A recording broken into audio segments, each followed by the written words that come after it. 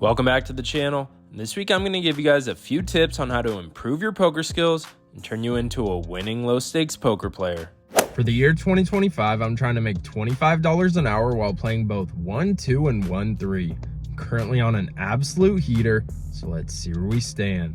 For 1-2, I've played a total of 67 hours and 40 minutes and profited $1,669 for an hourly win rate of $24.67. Happy with where that number's at, but last week's session didn't do us any favors, so I'm looking forward to try and get that money back this week. Our 1-3 stats are currently off the rails. I've played a total of 66 hours and 15 minutes of 1-3 and profited $4,926 for an insane hourly win rate of $74.35. This number is super inflated by our recent success, but I've been playing solid poker and making some ridiculous hero folds, so I'm not too surprised by the results. Combining our stats, I've played a total of 133 hours and 55 minutes of live poker and profited $6,595 for an hourly win rate of $49.25, which is almost double our goal. I'm fired up to be in this position, and I'm looking forward to keeping these insane numbers going by heading out to the nicest card room in Northern California, which is none other than Stone's Gambling Hall. We buy into the 1-2 game for the max of $300, waste no time before getting in on the action. In our first interesting hand of the day, under the gun limps, I'm in early position and look down at 5-4 hearts and raise the price of poker to $10. This game isn't short of action because 4 people put in the call, increasing this pot to $50. Going 5 ways to a flop of Queen 7-4 with 2 diamonds, giving us bottom pair with some backdoor straight and flush draws. When I'm super multi-way and don't have at least top pair, I'll almost always check to pick up information from the other players. So when action's on me, I check, and now the player to my left throws out a super small bet of just $15.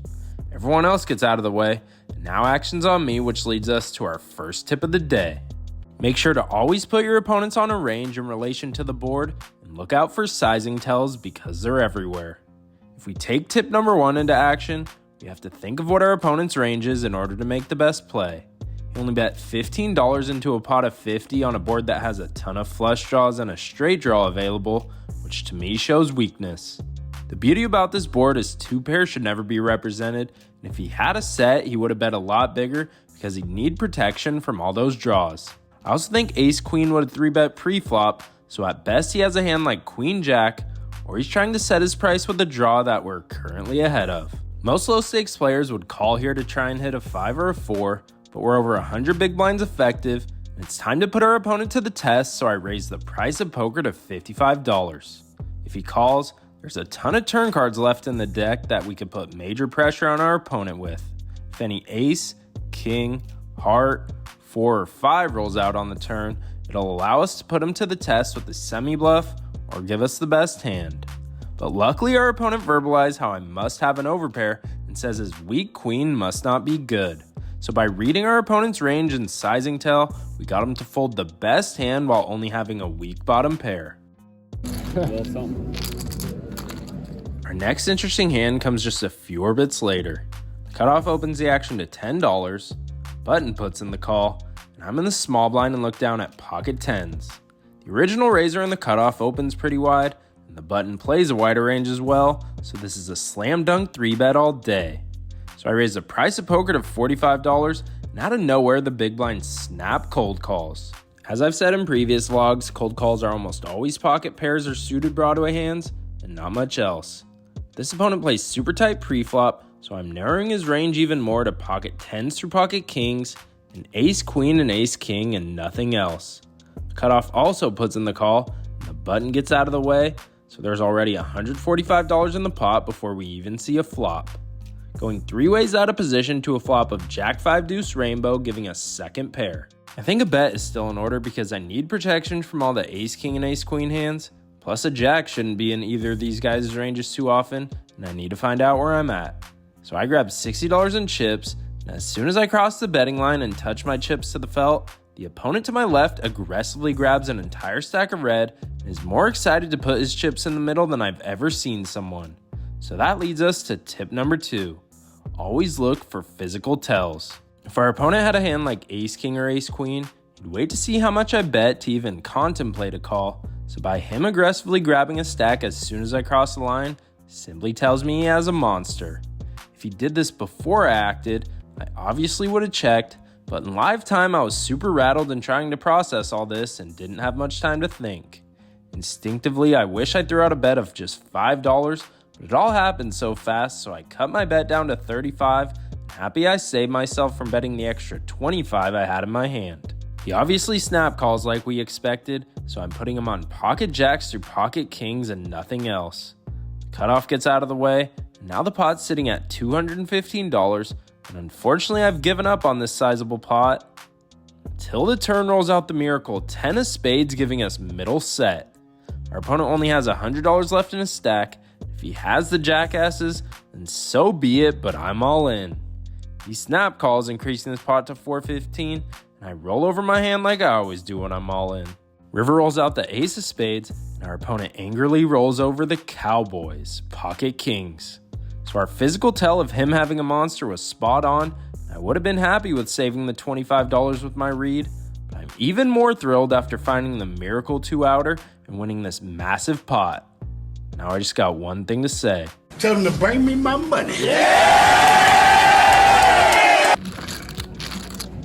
We keep things rolling by winning a few small uneventful pots until our third interesting hand of the day.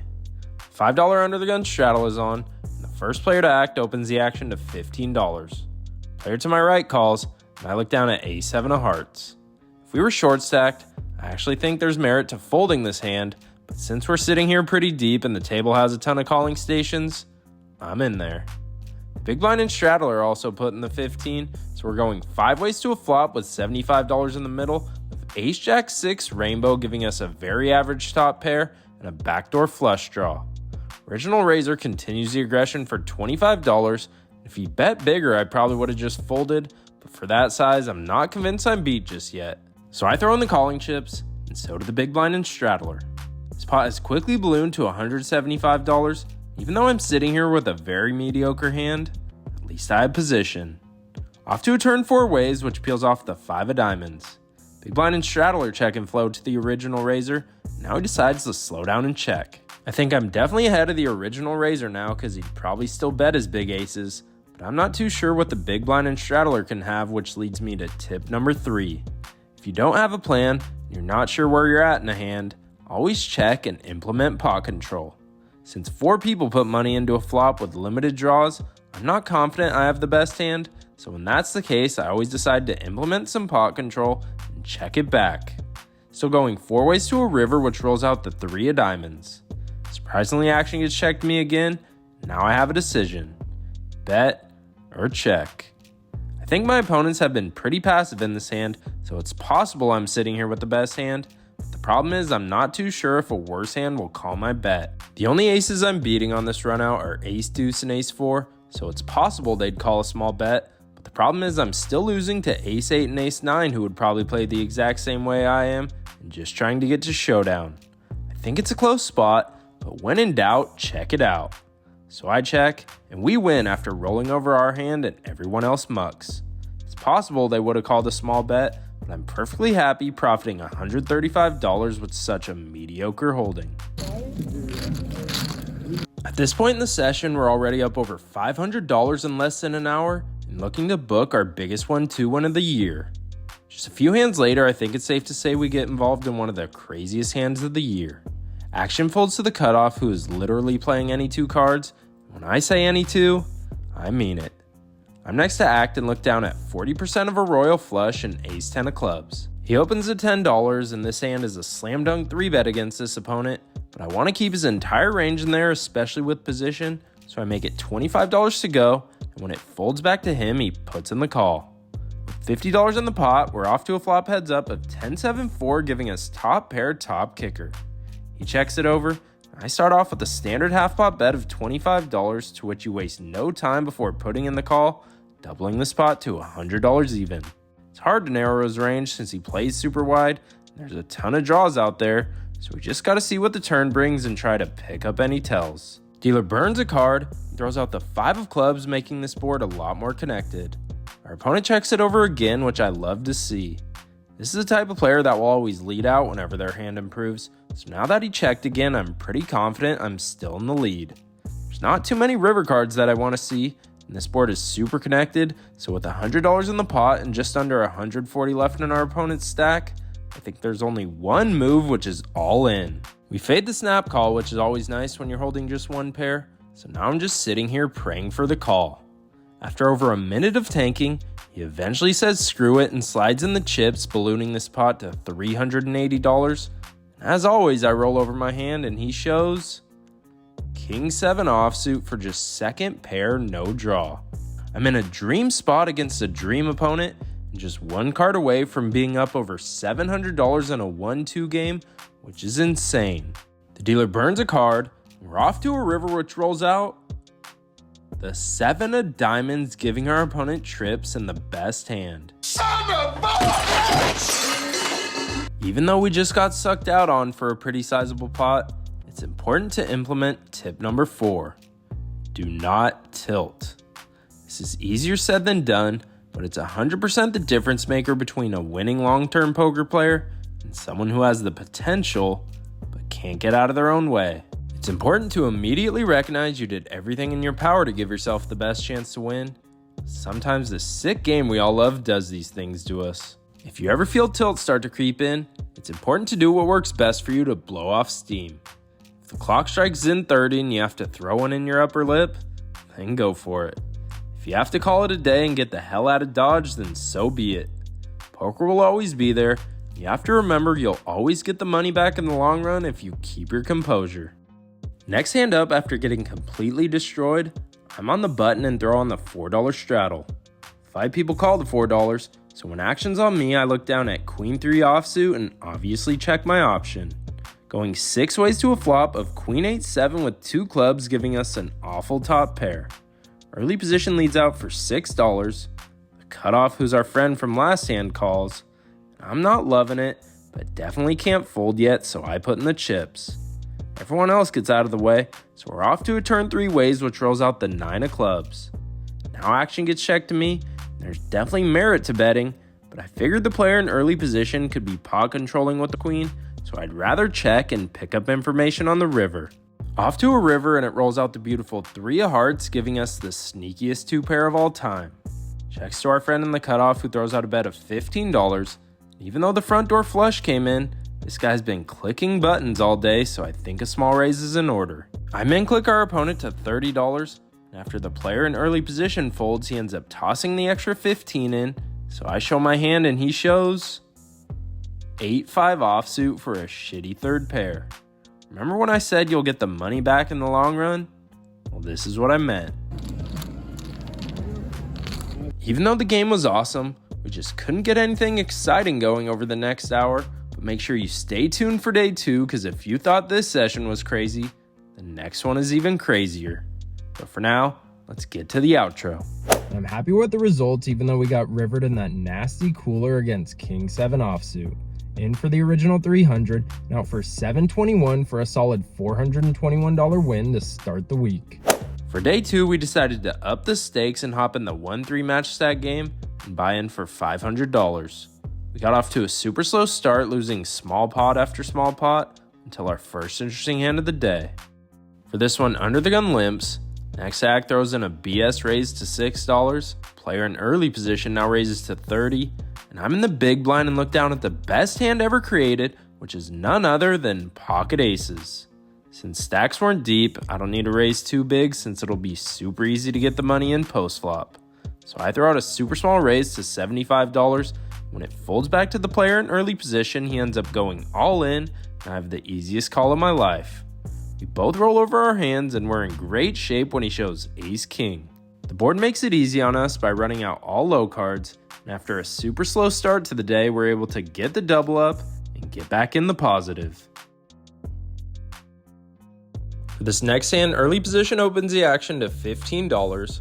Hijack calls, and I'm on the button and look down at Jack 10 offsuit. This hand doesn't play that good out of position, but since I'm in the best position possible, this is an easy call.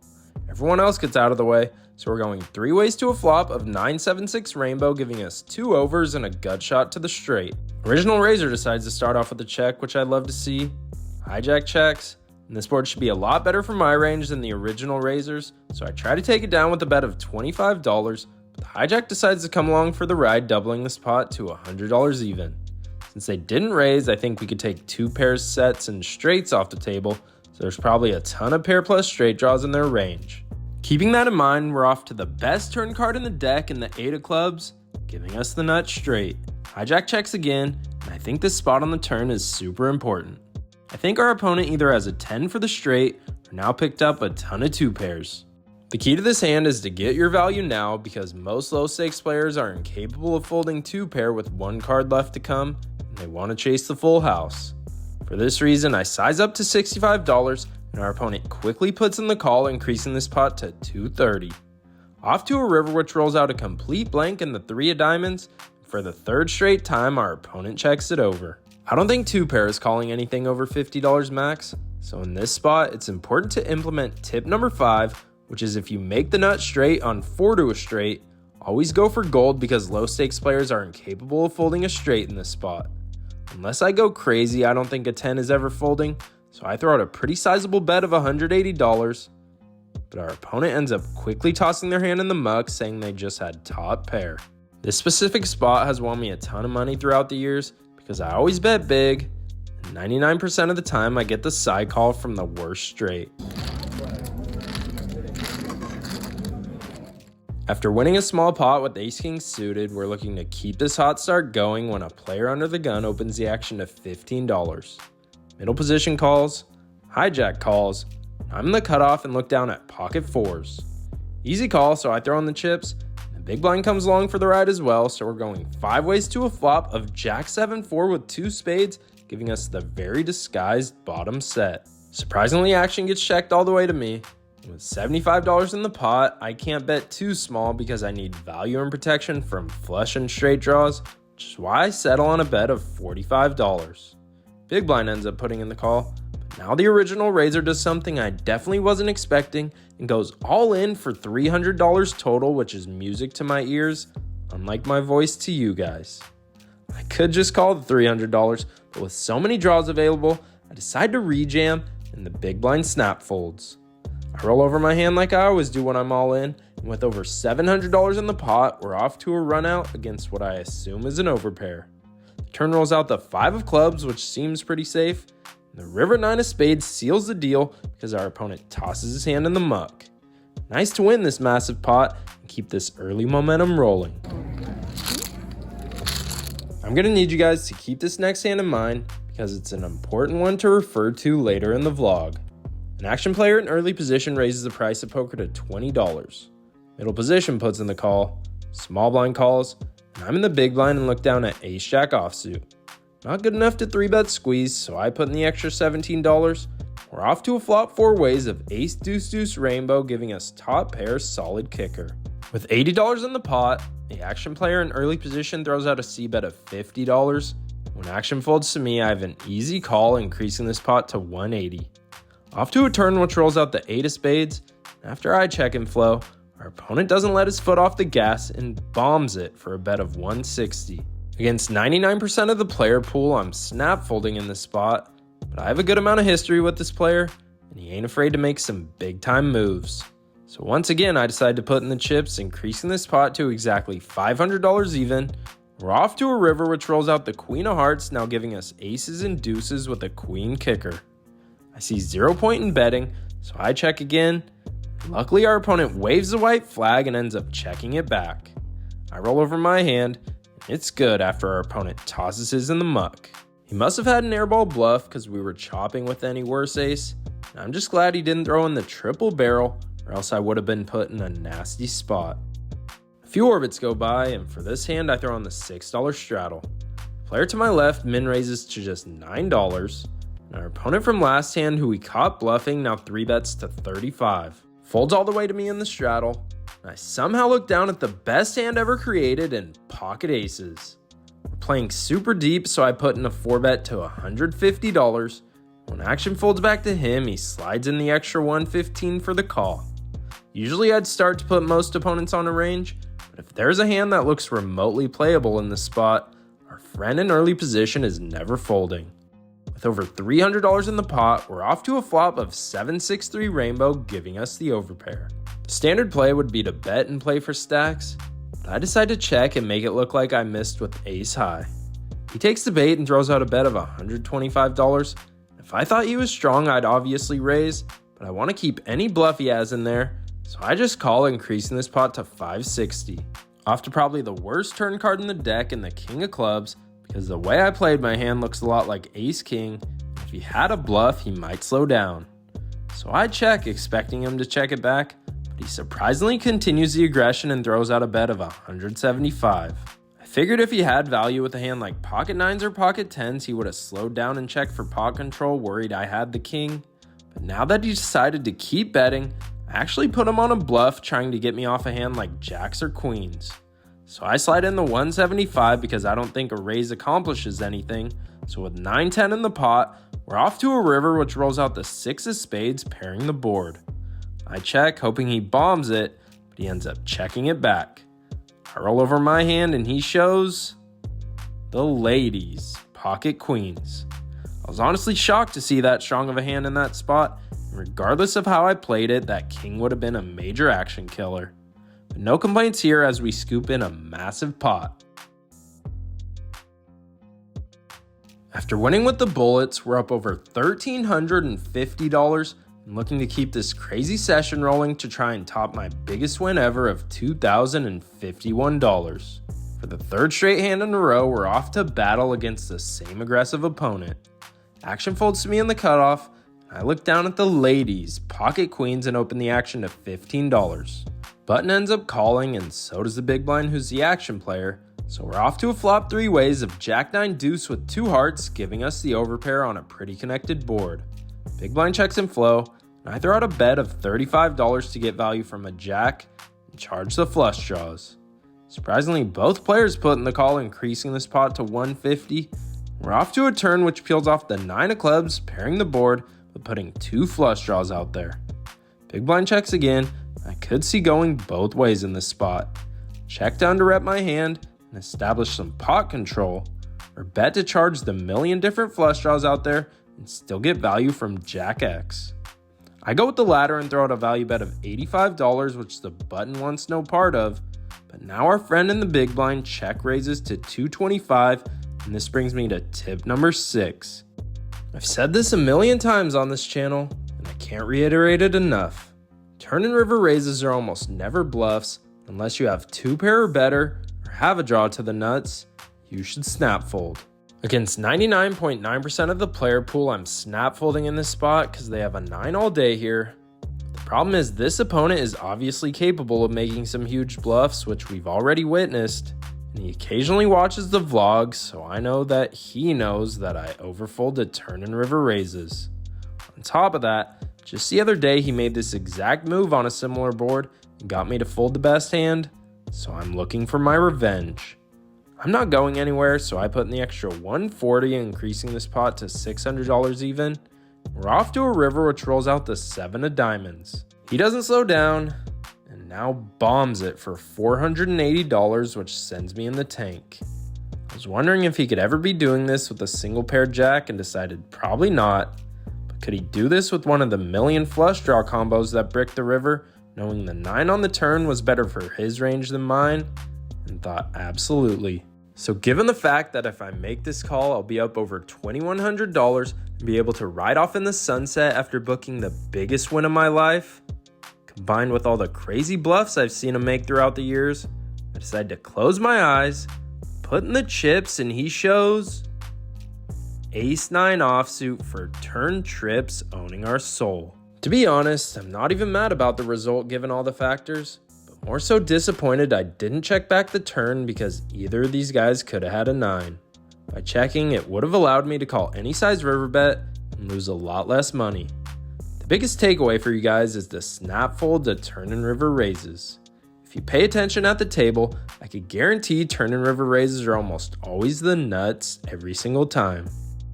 After getting the wind knocked out of us, we got to realize the action is great. I'm up over $600. There's still some poker left to play. In this next hand, the $6 straddle is on when I'm first to act and look down at 40% of a royal flush and ace-queen of hearts, and raise the price of poker to $20. Folds all the way to the blinds who both put in the call. And now action's on the player in the straddle who raises to 80. He's been 3-betting light all day with small suited connectors and pocket pairs, so with only 40 big blinds in a stack, I'm not looking to take this hand 4 ways, so I raise to 220, basically putting them all in. The blinds fold, and the player in the straddle calls off all his chips, saying how he only looked at one card, which is music to my ears because players usually see an ace and just go with it, and the only ace I'm behind is ace-king, which would be super rare.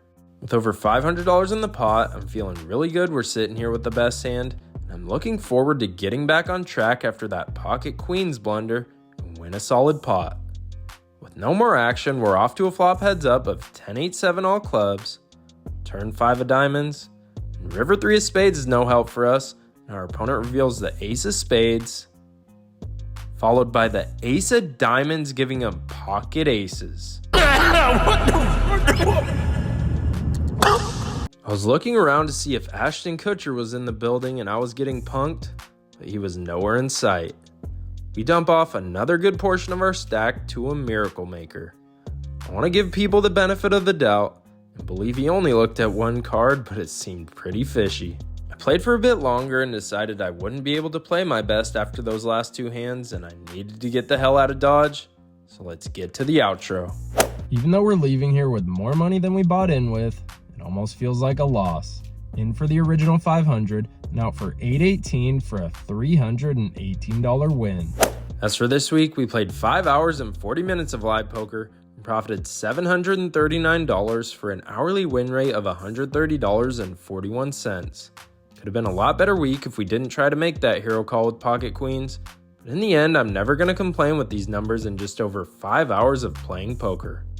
With that solid day 1 win this week, our 1-2 stats got a solid boost upwards. We've played a total of 70 hours and 25 minutes in this game and profited $2,090 for an hourly win rate of $29.68. Pretty happy with this number, especially after some recent struggles. As for our 1-3 stats, we played a total of 69 hours and 10 minutes and profited $5,244 for an hourly win rate of $75.82. What's crazy is this number could have been even bigger if we played perfect last session, but it just wasn't meant to be.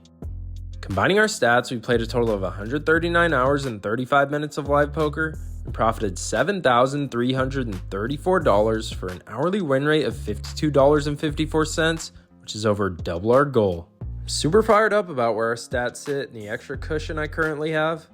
As we saw this week, the swings are huge in this game. If I'm not careful, things can go south quick. But for now, we're just going to try and keep improving and trend upwards. Thanks for watching, and as always, I hope you guys run good at the tables, and I'd appreciate it if you could hit the subscribe button to help me reach my new year-end goal of 25,000 subscribers.